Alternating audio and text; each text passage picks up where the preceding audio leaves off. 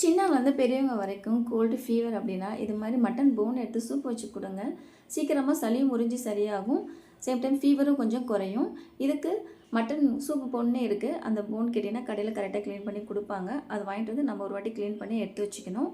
Next வானல் வந்து அடுப்பில் வச்சோடனே 1/2 ஸ்பூன் எண்ணெய் விட்டு 1 ஸ்பூன் மல்லி விதை, அது கூட 1/2 ஸ்பூன் மிளகும் 1/2 ஸ்பூன் ஜீரகமும் சேர்த்து லேசாக வறுத்துக்கிறேன். இது கூடவே ஒரு 10 பல்லு பூண்டு, 2-3 துண்டு இஞ்சி, ஒரு 10-12 சின்ன வெங்காயம், அது கூடவே அரை பெரிய வெங்காயம், 2 பச்சை மிளகாய், ஒரு தக்காளி, இது எல்லாத்தையும் போட்டு நல்லா வதக்கிக்கலாம். இது கூட கொஞ்சம் மல்லித்தலை வச்சு நல்லா அரைச்சிட்டு வந்துடுறேன். நான் மல்லித்தலையும் வைக்கிறதுக்கு காமிக்க மறந்துட்டேன்.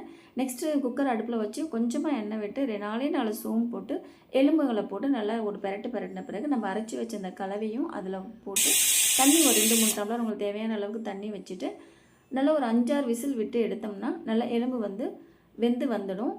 நெக்ஸ்ட்டு அது மேலே வந்து மல்லித்தலையை நல்லா தூவி விட்டு எடுத்து பார்த்திங்கன்னா நம்ம எலும்பு மேலேருந்து கறிலாம் லேசாக கலண்டு வந்திருந்தாவே நல்லா நமக்கு வெந்திருக்குன்னு அர்த்தம். இது மாதிரி பசங்களுக்கு செஞ்சு கொடுங்க, பெரியவங்களுக்கும் செஞ்சு கொடுங்க. இது கொஞ்சம் நல்லா ஸ்ட்ரென்த்தும் கொடுக்கும். சேம் டைம் வந்துட்டு கோல்டெலாம் சரியாகும். இதுக்கு மிளகு காரம் தான் மெயின். 2 பச்சை மிளகா வச்சுருக்கோம். எக்ஸ்ட்ரா காரம் வேணால் கொஞ்சமாக மிளகுத்தூள் சேர்த்துக்கலாம். தேங்க்யூ.